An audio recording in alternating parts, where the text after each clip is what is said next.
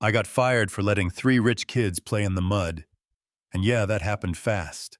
1 second, the twins were belly laughing in a rain puddle, and their sister was building a moat with measuring cups. The next second, Beckett Cole, suit perfect, jaw tight, was glaring at a brown splash on his shoe like it insulted his family crest. I steadied little Ezra on a slick stepping stone. He slipped onto his backside, soft fall, startled cry. I reached for him, and Beckett snapped, "You dropped him. Are you incompetent?" And before I could say he was fine, his mother Lorraine appeared in pearls and cream silk. The patio might as well have been a courtroom. She didn't look at the boys, she looked at the footprints and at me. Chaos, shame, filth. Then she gave her son a choice that wasn't a choice: fire her now, or watch your board seat and inheritance evaporate by dinner. And in that heavy quiet where money makes people smaller, he fired me without meeting my eyes. I knelt to the kids, kissed 3 muddy foreheads, whispered, "You did nothing wrong, don't stop laughing." Then I walked through the museum they called a home, with mud on my shoes and dignity in my spine, you know what I mean. The soft click of the front door sounded like a verdict. Losing the job wasn't the worst part. It was watching 3 children learn that joy is negotiable. So I turned in my badge at the agency, took a shift at 5 Oaks Community Kitchen in Aurora, where food tastes like mercy, kept my head down, told myself don't fall for broken things, and ignored a number that was his, and an email that started with, "If you're willing." 3 days later, the lunch rush was a steam cloud of noise and stories, when Beckett walked in with sleeves rolled and no entourage. He didn't come with a speech. He grabbed tongues, burned his hand, muttered sorry, then slid beside me at the soup line and said, "I wasn't sure you'd still be here," I said. "I wasn't sure I'd want you to be." That's when his shoulders dropped like a weight, finally admitted it was heavy. He said, "I made a mistake," I said. "You made a choice, your mother just handed you the words." He looked out at a kid drawing a chalk sun and said, "My boys laughed. I hadn't heard that in weeks. You showed me and I punished it. I told him I won't be furniture in your pretty house if I ever come back. I'm not a rented smile, I'm the voice that sets the rhythm." And he said, "Then teach me, because I don't know how to do this without you. Willing isn't enough." I told him, "You'll have to choose between your mother's plaque and your kids' laughter," and he exhaled like air finally found a way out and said, "Then I choose laughter." Choices like that don't sit quiet. The school sent a polite email about stability. A family attorney called about optics. Lorraine arrived with a lawyer who smiled like a scalpel and slid over a trust conduct review. Meanwhile, the past woke up Martin Hale, the old CFO who got shuffled after Beckett's dad died. Filed an affidavit with the Office of Financial Integrity agent Ramirez, called about offshore shells and Cayman shadows, and none of it was my mess. But it was the same disease I'd smelled in that garden. The idea that image outranks love. I told Beckett, say it to her face in a room where she can't pretend she didn't hear. So he flew to the family summit in Chicago, no tie, no crest, marble walls and dead-eyed portraits. He told them the truth, that order without warmth is fear, with better lighting, that laughter isn't chaos, it's evidence. And when they voted him out, he called from a hallway and said he felt like someone cracked a window in his chest. 2 days later, Lorraine showed up at Silver Mesa. I was reading with the kids when the temperature dropped. I met her at the stairs. She said, "I came to speak to my son." I said, "If you came to make him small again, try a different house." Beckett stepped out and said, "Let her in and say what you came to say," so she did. She said, "You embarrassed this family. You invited that woman back. You traded legacy for noise," he said.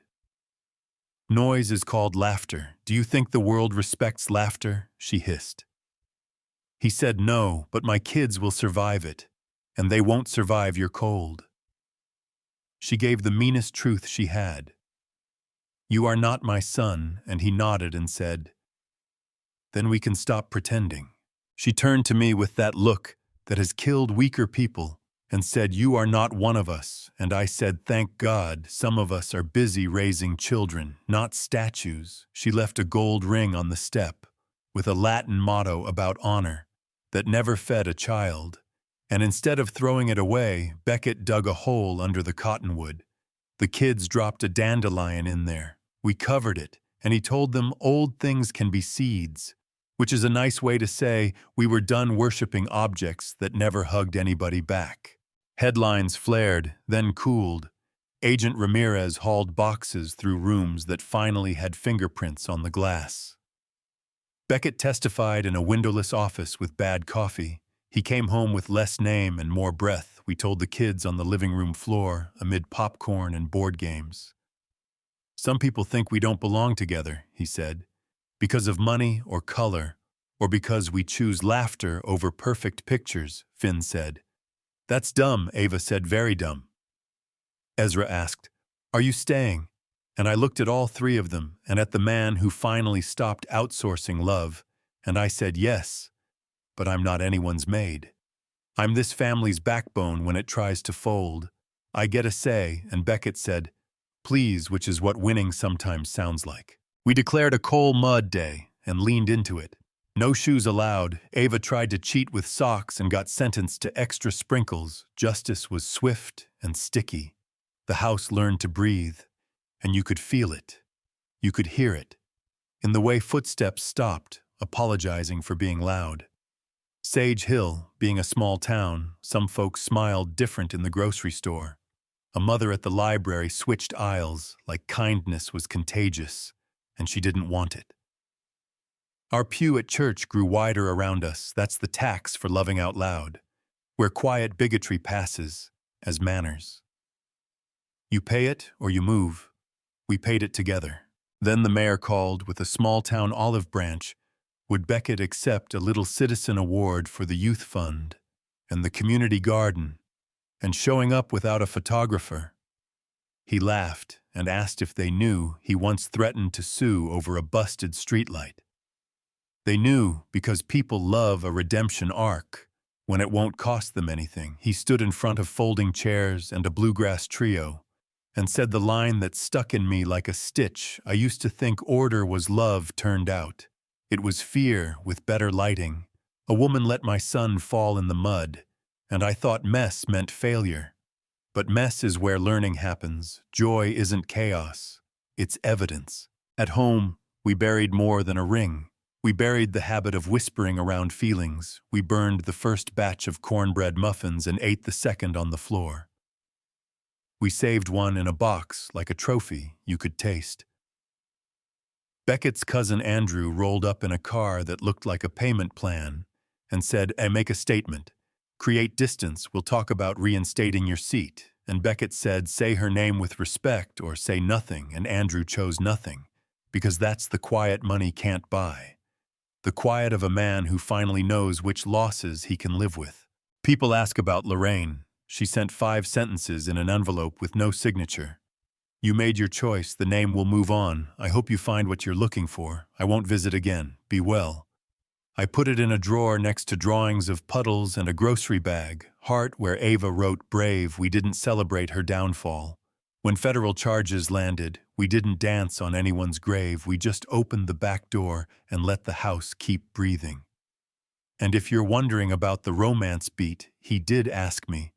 Not with fireworks just under the cottonwood, with a simple circle, "You can live inside," I said. Yes, without pretending. Yes is magic. Yes is maintenance. And the dog we swore we'd never get hid under the table when the kids screamed. That's my story, or at least the part you can hold today. I got fired for mud misjudged for my color told that tight rules make better children. And I watched a man throw away a seat at a table that never fed him, so he could sit on the floor and read about a brave hippo with kids who interrupt. You know what I mean? Life doesn't tie a bow on itself just because you choose. Right, there are still people who call me the help, without meaning to be cruel. Mornings were late nights. We are not our best selves. Days, when silence creeps back in, and I have to tap him on the shoulder and say, "Hey, armor off," and he does. So let me ask you straight. If your mother, your boss, your town told you, control is the only respectable way to live, would you trade your kid's laugh for a plaque with your last name? If you saw someone punished for being joyful, in a body like mine, would you speak up in the room or only online later? And if you were me, would you go back to the paychecks and the tight rules, or would you hold the line until the house learns a new rhythm? Tell me in the comments what you think is right, where you draw the line, what you've lived through. Hit like if you've ever been told to keep your joy down to make someone else comfortable. Subscribe. If you want more messy stories where people pick each other over things that never hugged them back, I'll be reading every word.